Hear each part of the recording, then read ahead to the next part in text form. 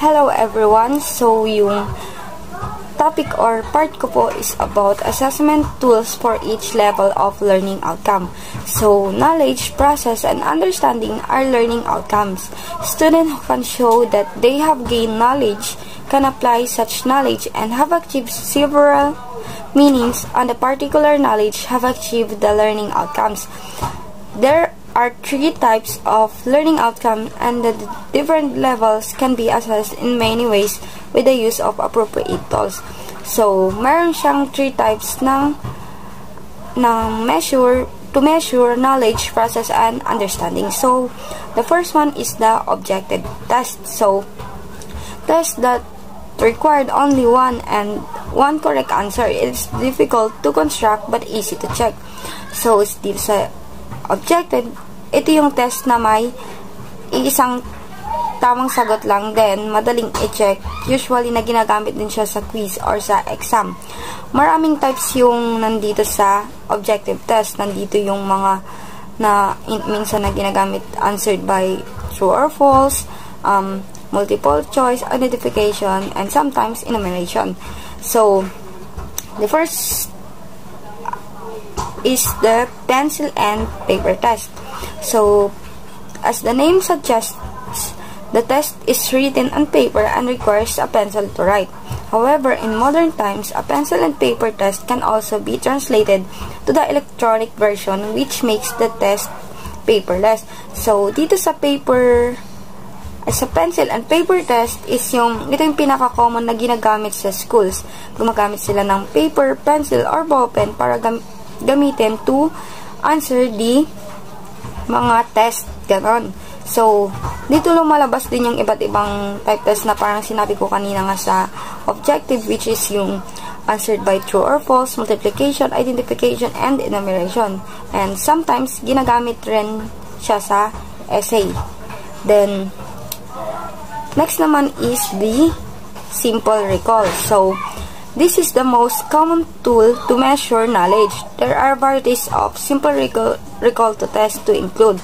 Yun yung fill in the blanks, enumeration, identification, then yung simple recall. So, dito sa simple recall is ito yung pinaka-basics na ginagamit para masukat kung may natutunan ba yung isang student. Ito yung ginagamit ng mga teachers na karaniwan para mas maalala ng mga student yung topic o yung mga lesson nila nung nakaraan.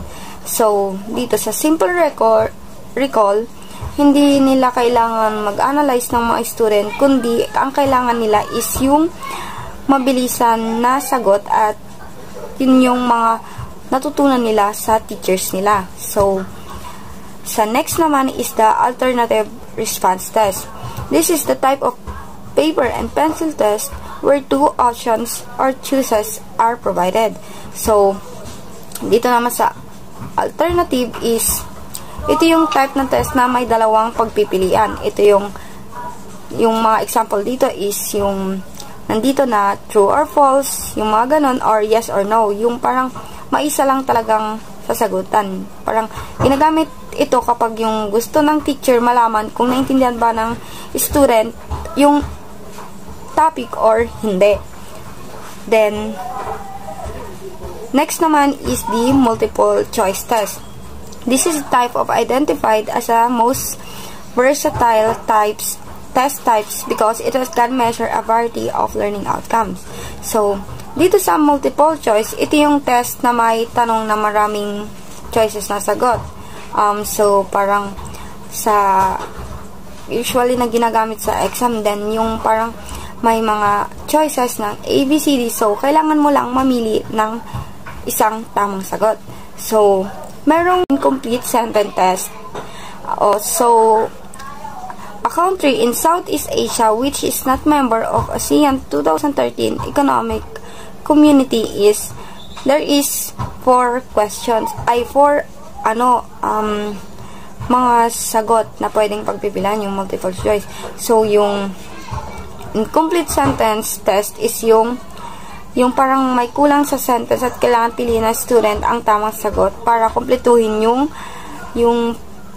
words. So, ginagamit ito para masukat or kung alamin ng learner ang specific fact or concept at kung ano yung tamang sagot.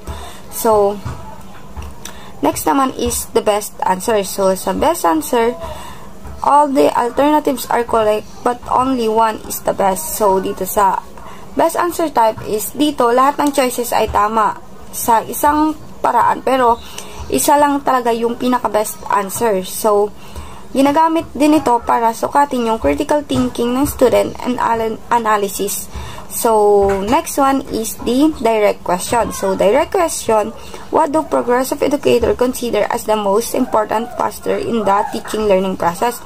So, dito sa direct question naman, ito yung mga questions na diretso. So, hindi siya sentence na may missing part, kundi ginagamit ito para tanungin ng directed ang student kung may talagang natutunan. Then, next naman is the matching type test. So, the most common matching type test is made up of two parallel commons of the first column A and the column B. So, there are many modified matching types as well. So, sa matching type is may dalawang column daw. So, yun yung perfect matching type. Sa perfect matching type is ang bilang ng tanong doon is sa column A is premise. Tapos, mas konti bilang sa sagot ng column B sa response. So, isang beses mo lang pwedeng gamitin o pwedeng sumagot. Kunyari, ang sagot mo lang is letter sa column A, ang tanong is ang sagot. Sa column B ay isang sagot lang. Hindi pwedeng maulit yung sagot po kasi yun yung sa perfect matching type. Kailangan kung ano lang yung sagot is hindi mo na siya pwedeng gamitin sagot sa iba pang mga tanong. Then next naman is yung imperfect matching type. So sa imperfect matching type naman is yung